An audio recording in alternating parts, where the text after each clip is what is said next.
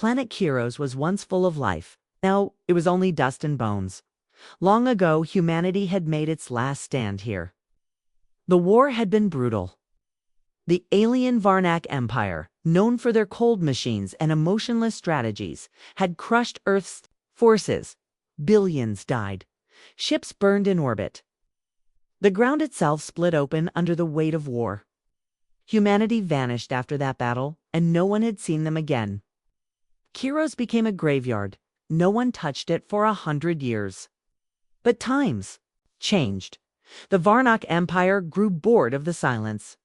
Their young cadets needed a place to train, and the ruins of fallen humans seemed like the perfect ground. After all, humans were gone, weak, forgotten.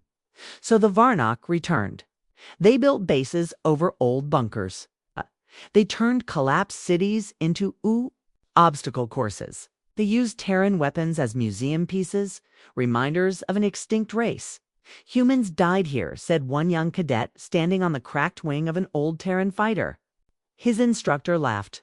Good, he replied. Let them rot.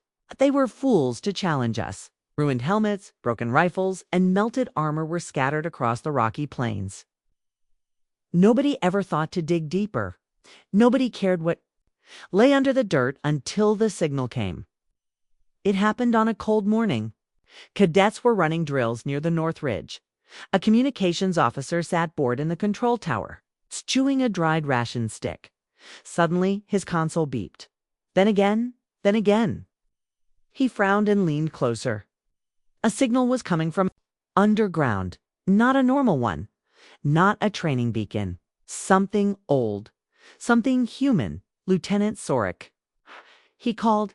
A tall Varnak officer stepped in, annoyed.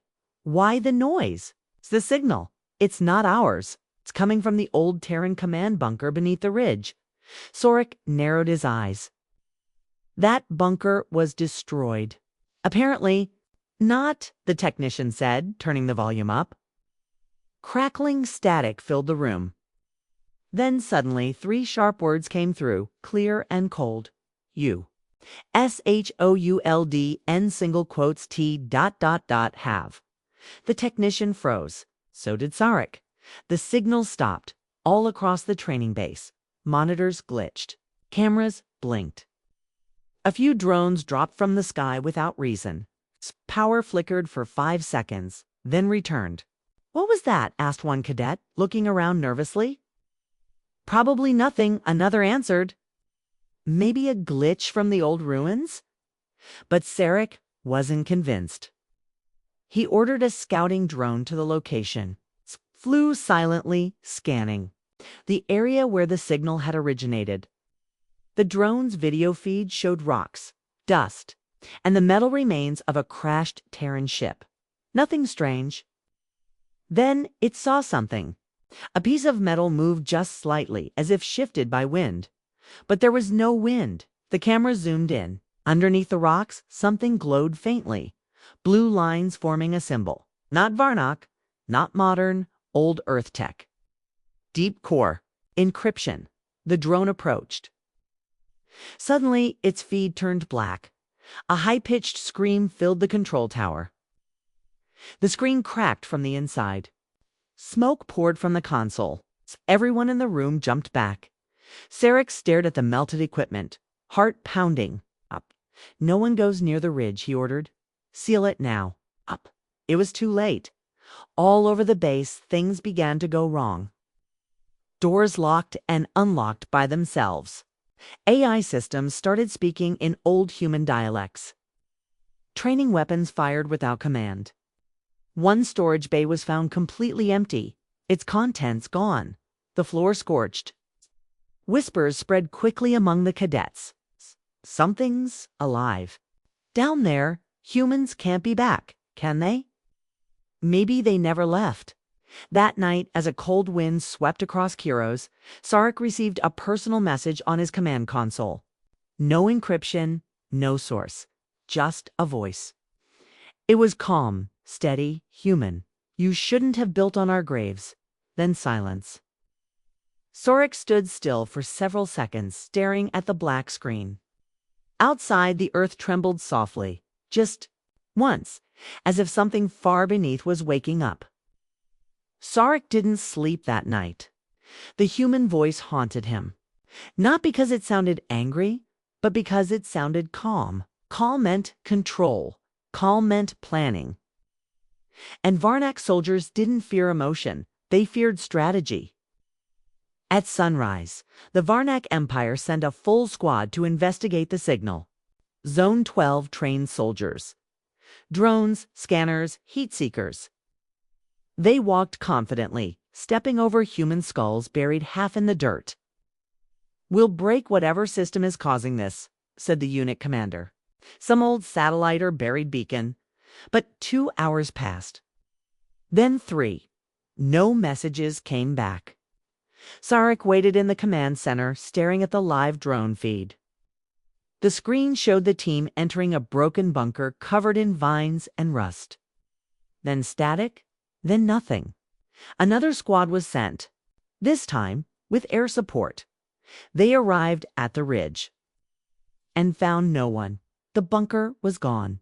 Where 12 soldiers had walked, there was now a crater, deep, black, and cold, as if something had swallowed them whole. Underground, in the shadows of old Earth tech, something moved. A hand, pale, shaking, but alive. It reached out and gripped a steel table, covered in dust. The fingers twitched. A second hand reached out. Then a face appeared in the glow of a blinking screen. A human face wrapped in a breathing mask, skin marked with old battle scars. His name was Captain Elias Wren, the last recorded commander of the Kiro's defense line. He blinked slowly, adjusting to the dim light. Cryosystems were offline. Power was running on backup batteries. "How long?" he whispered. A voice answered from the dark. 112 years. It was not human. It was AI, deep AI, old Earth's military protocol. Model: Core -9, installed before the fall. Captain Wren stood weakly, looking around the underground command hub. Dust floated in the air. Monitors flickered with ancient codes. "Status?" he asked. The AI answered, "Project Returner activated. All remaining human lifeforms awake and breathing." In the next chamber, more pods opened. Men and women gasped for breath, crawling out of cryobeds. They were soldiers. Scientists, strategists, survivors. They had been asleep for a century, and now they were awake. Wren looked at the group, most still too dazed to understand, but they were alive. That was enough. "Are the Varnaks still up there?" he asked. The AI responded, "Affirmative. They have built on your burial site. They train above your bones." A soldier, Lieutenant Karasato, stood beside him. Her eyes were cold, focused. "So, they think we're dead," she said. Wren nodded. "Then let's use that." Above ground, fear was growing. Sarek ordered all cadets to retreat from the North Ridge. But panic was spreading. Old Terran tech was activating across the planet. Drones from the past, tiny, nearly invisible, flew into their hangars and exploded silently. Screens displayed old Earth War chants. One phrase kept appearing in every language: "Returners." Sarek brought in a Varnak High Inquisitor to investigate. The Inquisitor, tall and dressed in black armor, believed in force over fear. "They are ghosts," he said, laughing. "You don't fight ghosts with scanners. You fight them with fire." He ordered a bombing run on the entire ridge. Flames lit up the sky. Dust rose miles high. When it cleared, the crater was still there, but something had changed. Metal spikes were rising from the ground, unfamiliar structures glowing with old blue light. Not Varnak tech, Terran tech. And standing at the edge of the crater was a figure in armor, black, dented, and decades old. Captain Elias Wren. He stared up at the sky, unmoved by the ships above him. Then every Varnak ship lost control. Their weapons turned off. Their engines shut down. They fell, not crashing, but gently, as if caught by invisible hands. Sarek watched from the control tower, shaking. "What is this?" he whispered. His officer replied, pale-faced, "I think. They're not just back. Stune, I think they never truly left." Wren's voice echoed across the ridge, not by radio, but through every speaker, every monitor. "Every device, this planet is ours. This graveyard is ours. You have trained your young on our bones. You have tested weapons on our ashes. The dead return, and they remember everything." Then silence, only the wind blew across the ruins. But underground, engines hummed. Old machines awakened. Programs rebooted. And the returners prepared to rise. The returners did not sleep. They had no time for rest. In the underground chambers of old Kiros, human engineers reconnected dead machines. Soldiers trained in silence, their moves sharp, disciplined, angry. These were not fresh recruits. These were veterans of a forgotten war. Captain Elias Wren stood before a holographic table watching the 3D model of the surface above. "They've built 12 military camps," said Lieutenant Karasato, "but their command center is here." She pointed to a dome structure near the old human war memorial. "They used it as a landing pad," another soldier muttered. "They walk over our names." Wren's face stayed calm, but his voice sharpened. "We don't strike for revenge. We strike to remind them who we are." The plan was clear, fast, targeted, and unexpected. The Varnoks still believed the humans were weak, ancient, scattered. They didn't know what was growing beneath their feet. Above ground, Varnok forces relaxed. After the bombing of the North Ridge, nothing moved. No more signals. No more sightings. Sarek tried to stay alert. "They're hiding," he told the High Inquisitor. But the Inquisitor laughed again. "Ghost stories. Nothing more." That night, the sky cracked. 2 old Terran aircraft, silent, black, and radar invisible, rose from hidden launch ramps. Their engines didn't scream. They whispered. Each carried 6 stealth drop pods. As they passed over the Varnik command center, the pods detached, falling like comets. Screams echoed seconds later. Inside the command dome, alarms blared. Varnik officers rushed to screens, but feeds were dead. Communications jammed. Then the roof exploded. Human soldiers in black armor dropped through the smoke fast, precise, unstoppable. Captain Wren led them. Heat landed with a thud, firing a pulse rifle that knocked 3 guards flat in one blast. One Varnak officer reached for a blade, but Karasato appeared behind him, slammed a stun stick into his neck, and dropped him. "Cold, room secure," shouted a soldier. "Lock doors."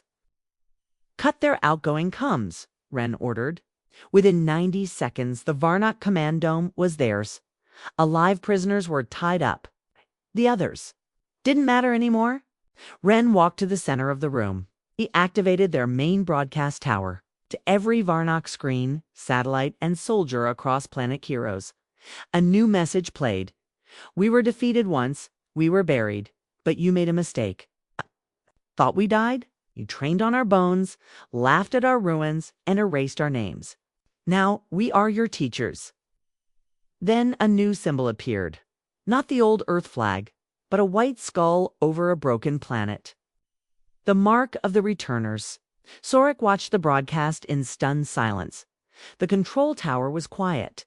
Officers didn't speak. Some looked afraid.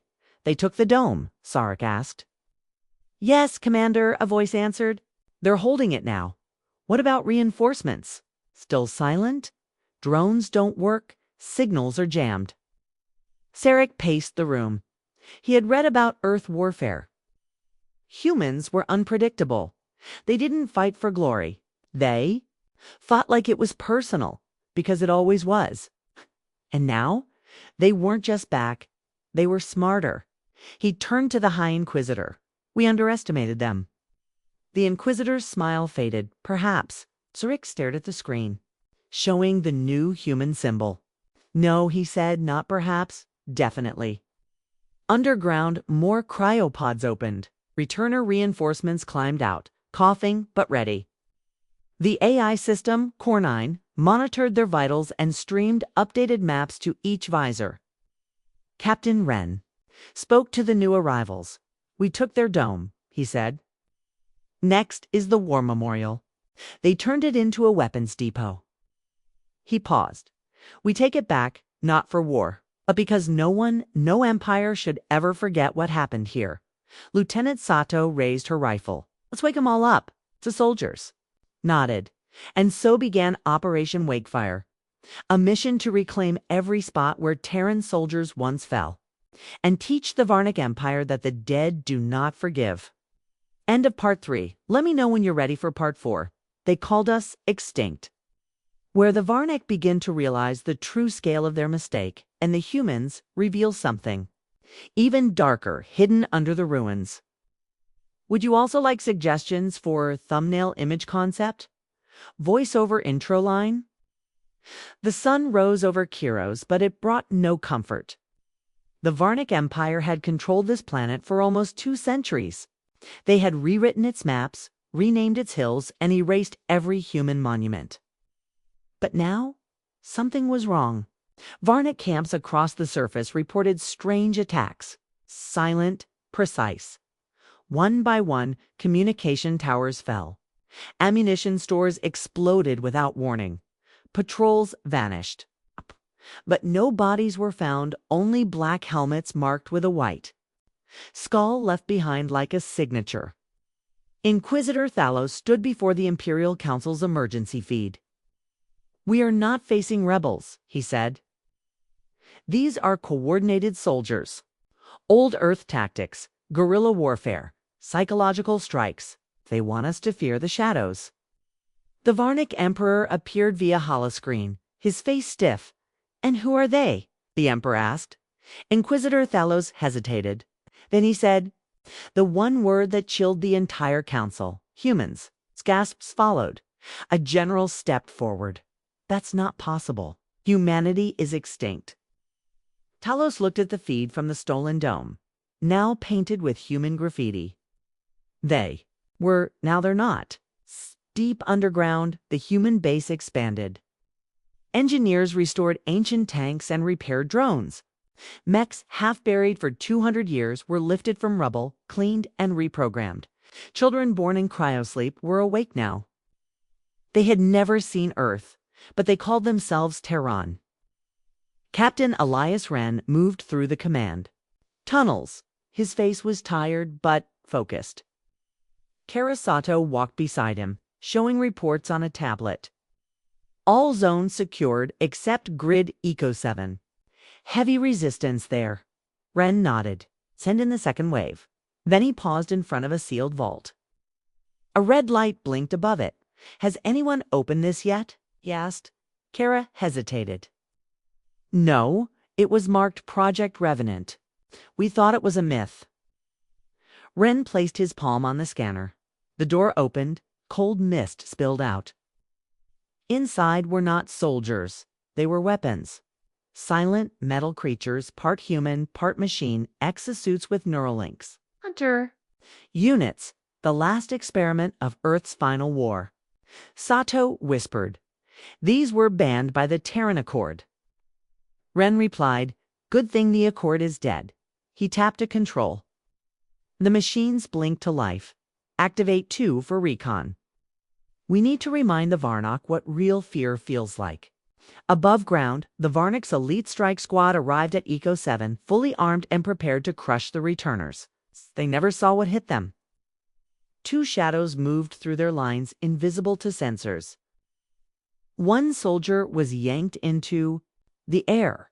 Another's weapon turned against him before he pulled the trigger. The rest ran, but the shadows followed. Screams echoed across the valley. The survivors fled to their command base, shaking, wounded. They spoke of machines with human eyes. The Varnic commander called for backup, but got only static. Then a message played on every screen. "You trained over our bones. You mocked our dead. Now the dead march with us." The Varnock troops began to panic. Whispers spread. The Terrans used forbidden tech. Biomachines, ghost suits, neural war, beasts.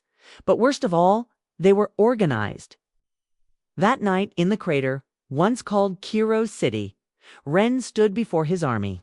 Thousands of human soldiers, young and old, now awake. Old Terran flags were raised. For the first time in centuries, they sang the anthem of Earth. It echoed through the underground like a heartbeat. One soldier stepped forward, an old veteran, skin scarred from cryoburns. He knelt before Ren. "Sir, you brought us back." Ren shook his head.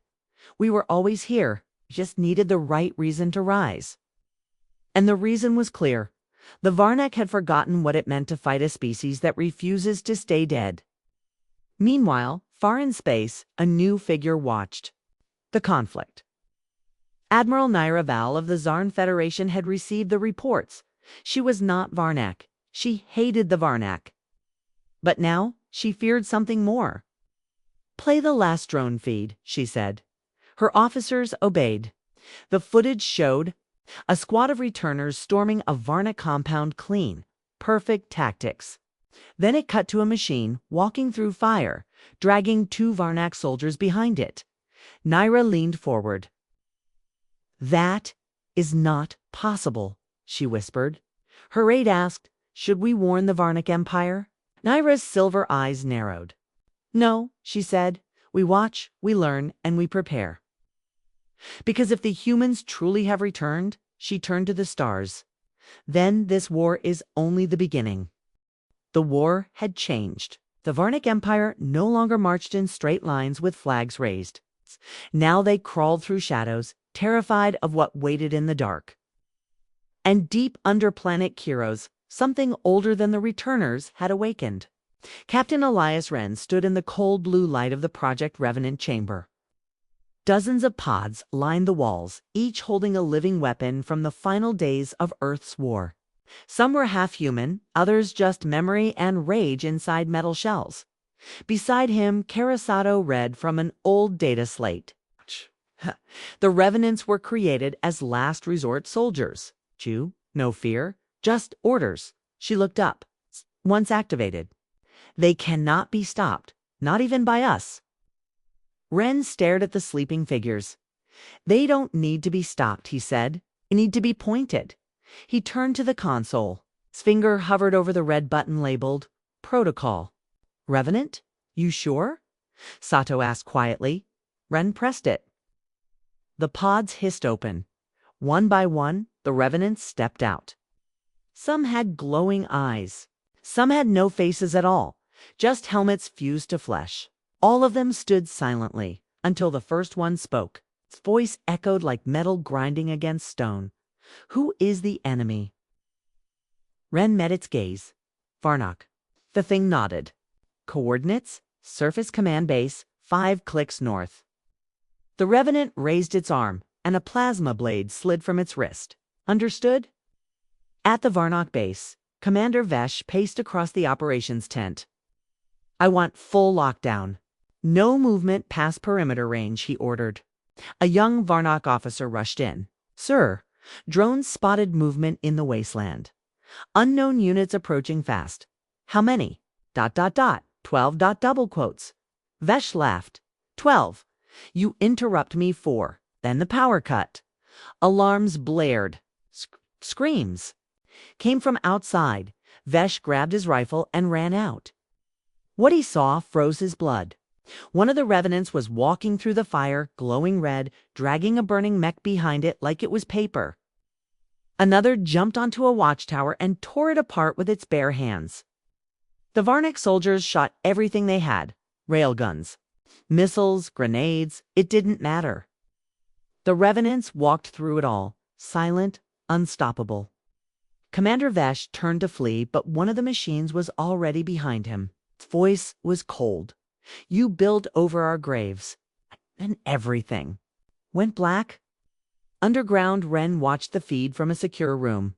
The Revenants completed their mission in 12 minutes. No Terran casualties. He turned to Kara. "They're more efficient than I expected." Sato nodded. "Too efficient." She showed him a new alert. "Sir, one of the Revenants broke. Communication protocol. It's no longer responding to commands." Ren frowned. "Which one?"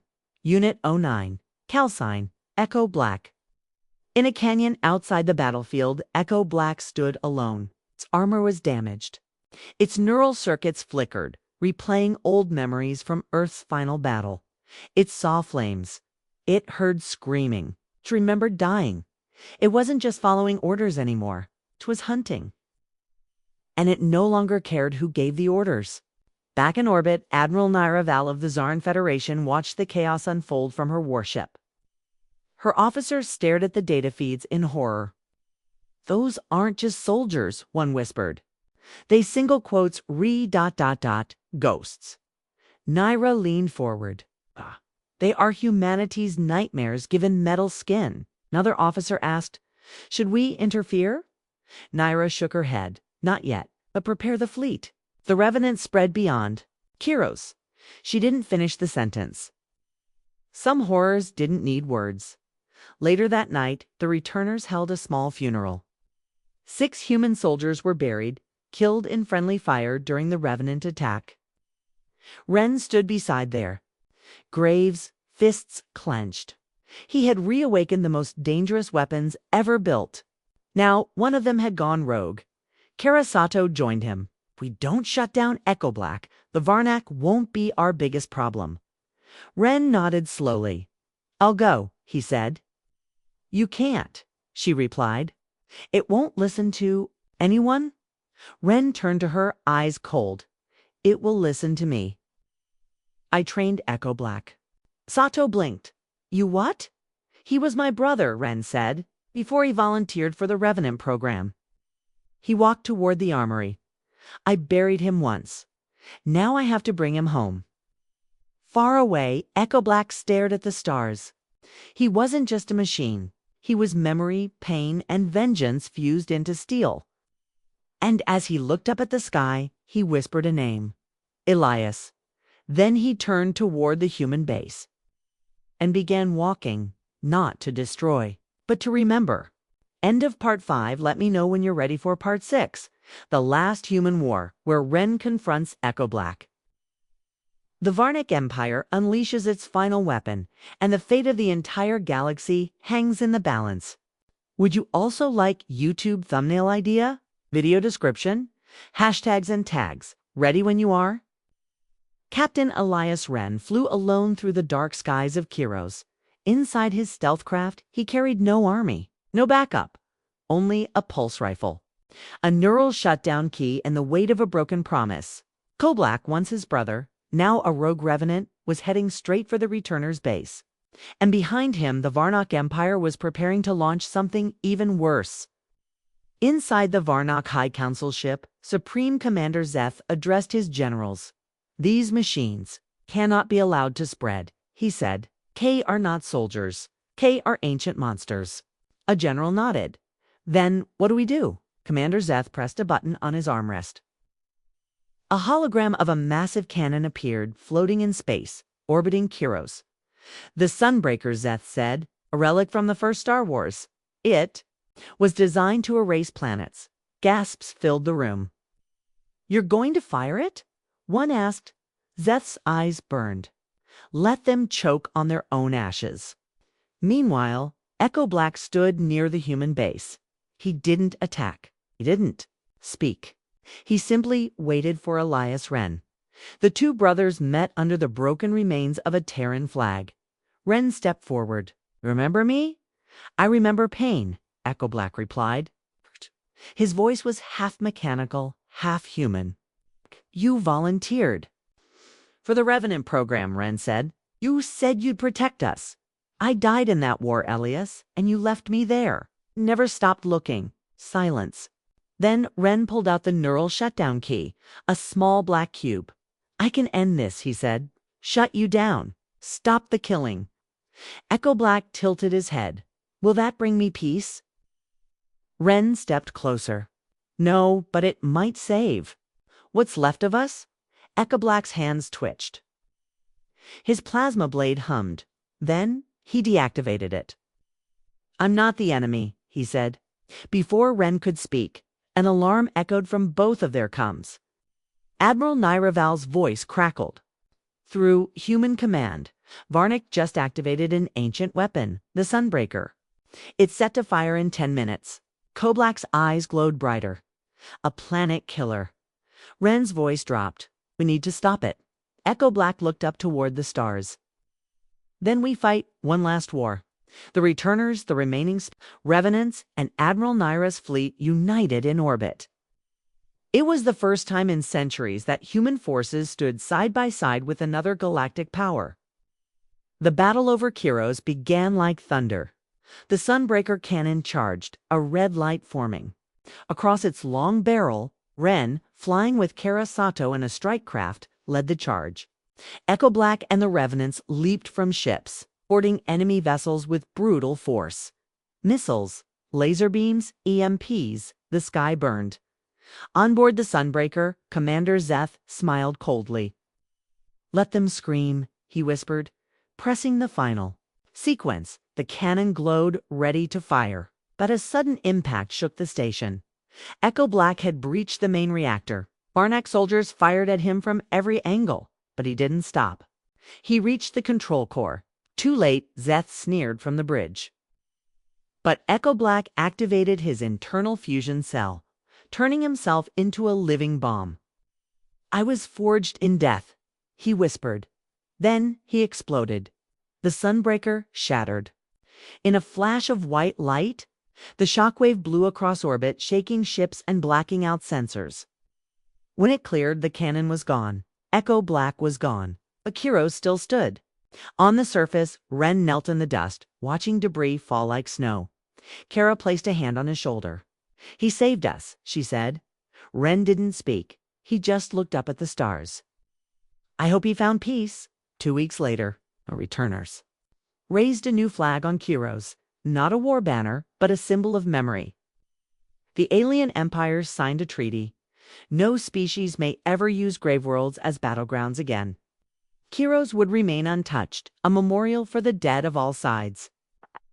Ren stood before a quiet stone, etched with one name, Echo Black beneath it. He returned so we could live. Admiral Nyra approached. "Galactic Council offered you a command position," she said. "I'm done commanding," Ren replied. "What will you do now?" Ren looked out across the field. "I'll teach," she smiled. "Teach what?" Ren turned to her. "How? To never repeat our past." Its final scene. In a small underground chamber, something stirred. Inside a broken Revenant pod, a single red light blinked and stayed on. The war was over. But the echoes remained.